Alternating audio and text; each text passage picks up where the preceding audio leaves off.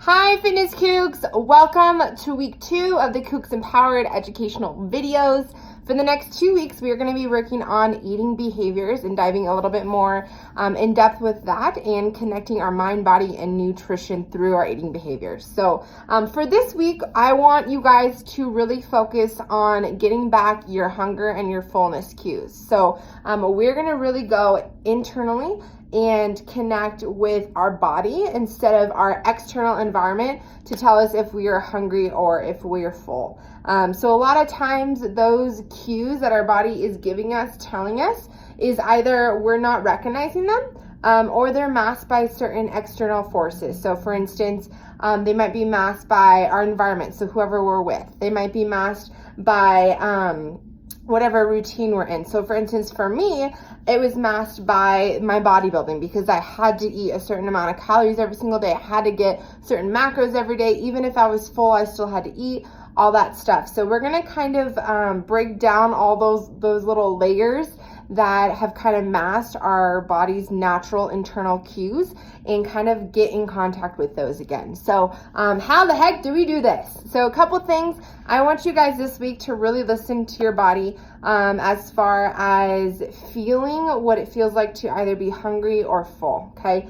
So for instance, some of these cues can be if you're hungry, kind of growling, your stomach growling. If you're hungry, lightheadedness. Usually when you're truly hungry, it comes on slowly.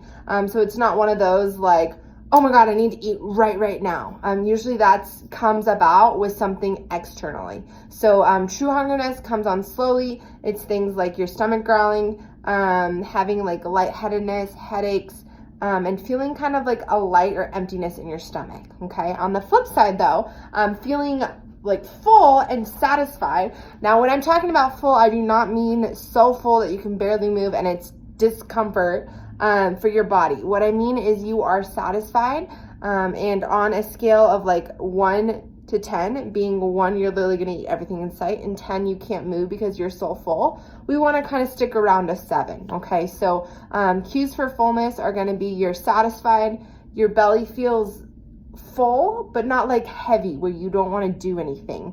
You're not crazy bloated. It doesn't feel like you have a baby in the oven or anything like that. So those are the 2 cues that I want you guys to really be mindful of this week. So your fullness and your hunger cues, okay?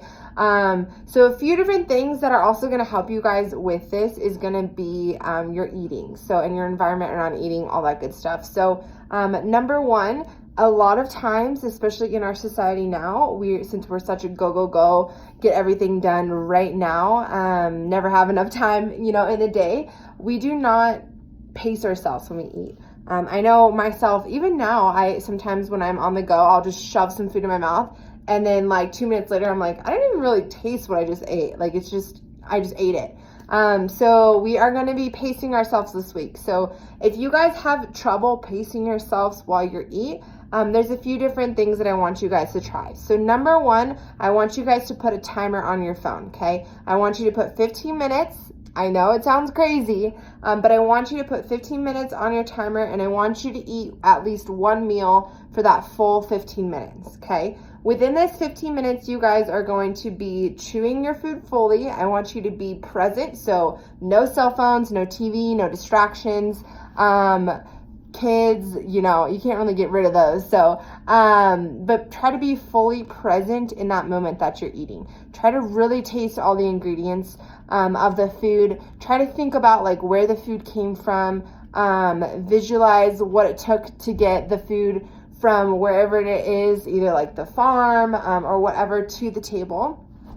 And then just, like I said, be fully present. Try not to think about work commitments. Try not to think about what you have to do tomorrow or after you're done eating or anything like that.